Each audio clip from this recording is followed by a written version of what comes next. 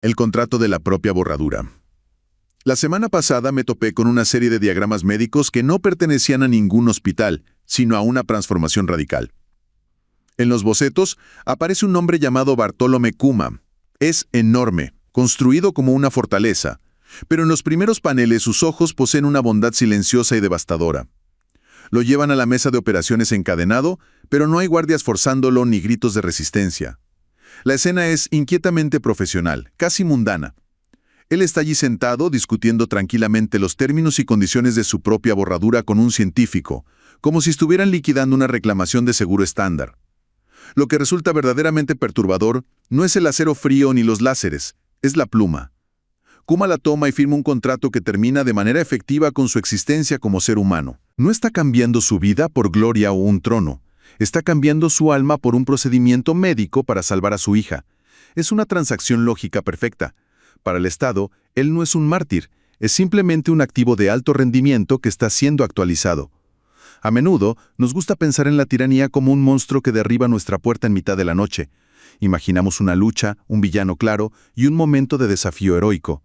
Pero la historia de Kuma sugiere algo mucho más clínico y, por lo tanto, mucho más aterrador.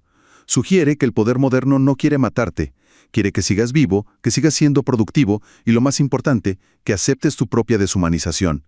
Al ver cómo pierde lentamente la capacidad de sentir, de recordar y finalmente de pensar, te das cuenta de que el sistema no falló, simplemente le ofreció un trato donde la única opción racional era dejar de ser una persona. Te hace preguntarte, si el Estado puede hacer que el acto de borrarte a ti mismo parezca una decisión responsable e incluso noble, ¿necesitan siquiera usar la fuerza? ¿O hemos empezado ya a firmar nuestros propios contratos, pieza por pieza, solo para seguir siendo funcionales en un mundo que solo nos valora como máquinas? Bienvenidos a la arquitectura del control moderno. Este análisis profundo establecerá el marco teórico necesario para comprender sistemáticamente cómo se erosiona la autonomía individual. O sea, no se ejecuta mediante la fuerza bruta. ¡Exacto! No hay fuerza física de por medio. Más bien, opera a través de 3 vías muy meticulosamente estructuradas. La primera corresponde a los marcos legales. La segunda se manifiesta en, digamos, la cultura corporativa y la presión social. Así es. Y la tercera opera a través de la vigilancia digital. El paradigma del control ha mutado de manera definitiva, transformando a las instituciones en instrumentos de cumplimiento que resultan casi imperceptibles. Y el impacto de esta coerción legal se observa claramente al analizar el caso de Elias. El individuo ocupa el cargo de arquitecto legal de nivel medio dentro del aparato gubernamental. El mecanismo de su trabajo requiere atención detallada. O sea, su labor se centra en redactar legislaciones que eliminen la fricción entre la disidencia ciudadana y el control estatal.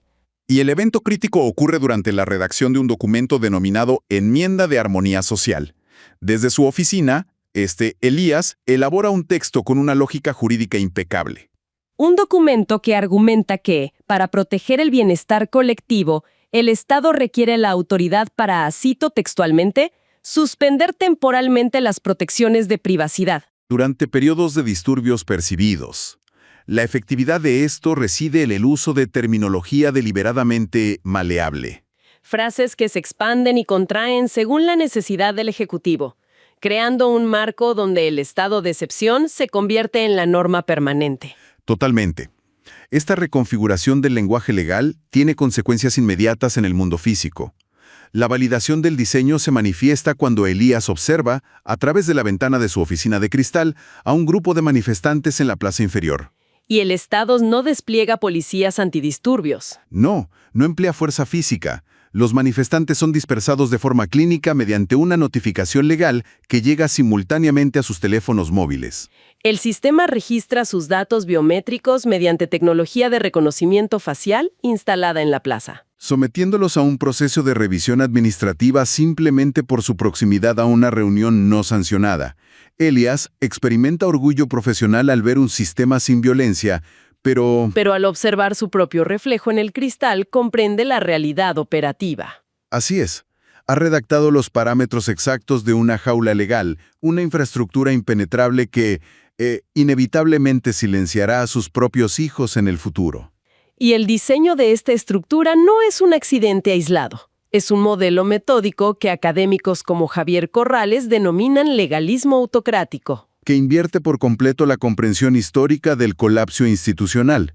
Durante la Guerra Fría, la destrucción democrática se ejecutaba mediante violencia física, tanques en la plaza. Claro, pero en la actualidad, líderes electos vacían la democracia desde adentro, utilizando 3 principios sistemáticos. El primero es el uso explícito de la ley. La aprobación rápida de leyes autocráticas tras una victoria electoral, como el caso de Chávez en Venezuela, donde se usa la corrección procedimental como un escudo absoluto contra las críticas internacionales. Posteriormente, el sistema implementa el segundo principio, el abuso de la ley. Esto es, la aplicación sesgada de regulaciones contra entidades independientes. No se arresta a los periodistas por su labor, más bien las autoridades fiscales inician auditorías exhaustivas sobre sus finanzas personales. Exacto. O las comisiones amenazan con retirar licencias por infracciones microscópicas de zonificación. Se retiran fondos públicos para forzar la bancarrota o la autocensura. Y el tercer principio es el no uso de la ley. La ilegalidad sancionada por el Estado, ignorando la violencia de la élite gobernante. La consolidación de estos principios da lugar a lo que la académica Kim Lane Shepley identifica como el Estado Frankenstein. Donde los autócratas ensamblan nuevas estructuras legales, extrayendo provisiones aisladas de diferentes democracias liberales. Al unir estas partes, sin los controles y equilibrios originales, se crea un monstruo legal. Es un proceso de 10 pasos graduales. Los primeros pasos capturan el sistema desde adentro, ganar elecciones y usar esa popularidad para dominar la legislatura y, crucialmente, capturar los tribunales. Esta captura requiere métodos administrativos sutiles. Se reduce la edad de jubilación para crear vacantes y llenarlas con leales. Destruyendo las protecciones del servicio civil. Después se normalizan los decretos de emergencia, se llenan comisiones con simpatizantes, se domina los medios de comunicación y se ataca a la sociedad civil. Categorizando a los grupos de derechos humanos como agentes extranjeros. Finalmente, se reescribe la arquitectura electoral para garantizar una ventaja insuperable. Para que el sistema funcione, debe proyectar normalidad, anestesiar psicológicamente a la población. Esto se comprende a través del concepto del Estado dual de Ernst Fraenkel sobre el Tercer Reich. Fraenkel determinó que no se abole la ley ordinaria. Hay un Estado normativo que protege la propiedad privada y crea una fachada de previsibilidad. Y en paralelo opera el Estado prerrogativo, el poder ejecutivo arbitrario y el terror procesal para quienes desafían el orden. Esta coexistencia recalibra profundamente la brújula moral. Un fenómeno directamente vinculado a la banalidad del mal de Hannah Arendt. Se asume que el rigor procesal equivale a la moralidad. Como el caso de George Conrad Morgan, el juez de las SS que perseguía implacablemente la corrupción no autorizada cometida por guardias de los campos de concentración. Ordenaba arrestos por crueldad que se desviaba del reglamento oficial. Pero aceptaba y facilitaba el exterminio masivo promovido por el Estado. Como estaba procesado por canales burocráticos correctos, su adherencia a la ley lo cegó por completo ante el horror moral. El marco legal transformó la atrocidad en un simple cumplimiento normativo. Y esa misma dinámica de autocensura se expande hacia los espacios laborales.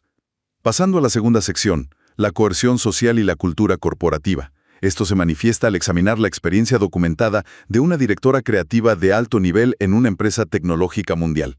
La ejecutiva presentó su renuncia en el ápice de su trayectoria, no por métricas financieras, sino por límites ideológicos no verbalizados. El momento definitorio ocurrió revisando un nuevo algoritmo de clasificación de contenido. Ella identificó las implicaciones éticas. Comprendió que el algoritmo amplificaría de manera sistemática el contenido polarizante para maximizar la retención de usuarios. Se elaboraron notas exhaustivas para presentar una objeción estructurada. Sin embargo, en la junta directiva experimentó una parálisis analítica. Realizó una evaluación de riesgo silenciosa. Observó las microexpresiones de sus colegas y calculó el impacto de su postura en su reputación. Al percibir que el equipo proyectaba una falsa alineación corporativa, la presión social culminó en un acto de supresión definitiva. La directora borró activamente sus notas éticas, sustituyéndolas por estrategias genéricas de retención. Destaca la ausencia total de coerción externa. Nadie la amenazó. La supresión fue completamente generada internamente. Se transformó en una entidad optimizada para la supervivencia institucional. fenómeno codificado mediante el marco teórico ASA, atracción, selección y desgaste, que homogeniza sistemáticamente las culturas laborales. Detallando el peligro para los inadaptados ideológicos, quienes adoptan una fachada agotadora de conformidad para sobrevivir, suprimiendo sus puntos de vista reales. Y esto es un reflejo de la esfera pública digital y la cultura de la cancelación. El escrutinio constante induce un estado de hipervigilancia psicológica. El individuo internaliza la mirada de la multitud. Esto detona ansiedad anticipatoria por declaraciones pasadas, ansiedad social, el miedo primitivo a la muerte social y ansiedad existencial. Porque una sola desviación del consenso aniquila el sustento económico.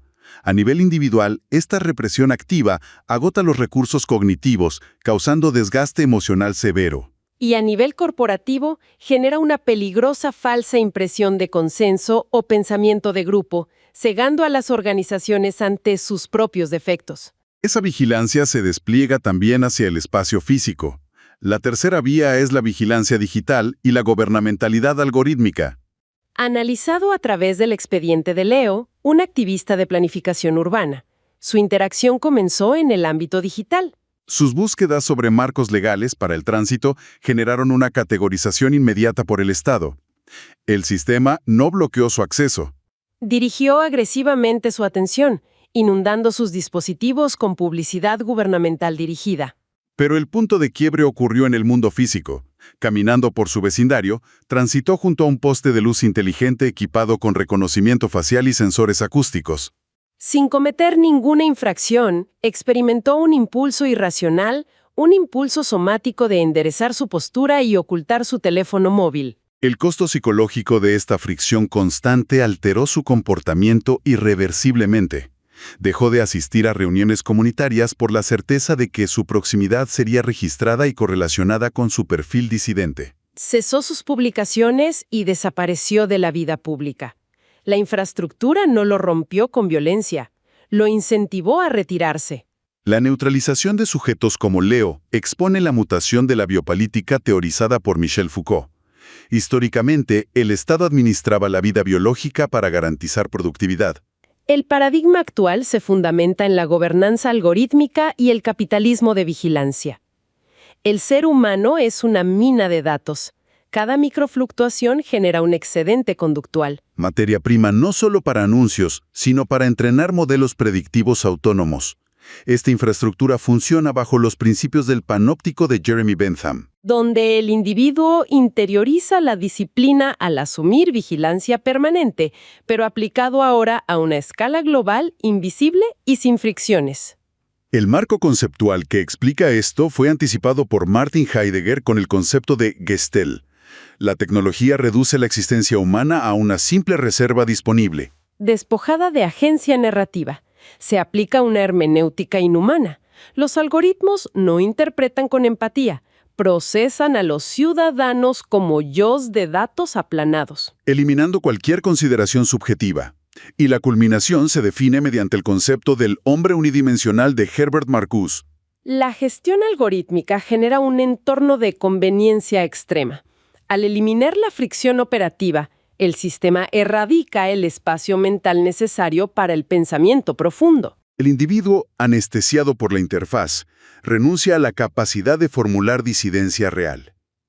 La integración de estos tres pilares expone la arquitectura completa del control moderno. Las estructuras de poder contemporáneas operan creando entornos donde la opción más racional, libre de fricciones y segura es entregar la autonomía. La jaula moderna no tiene barras de hierro.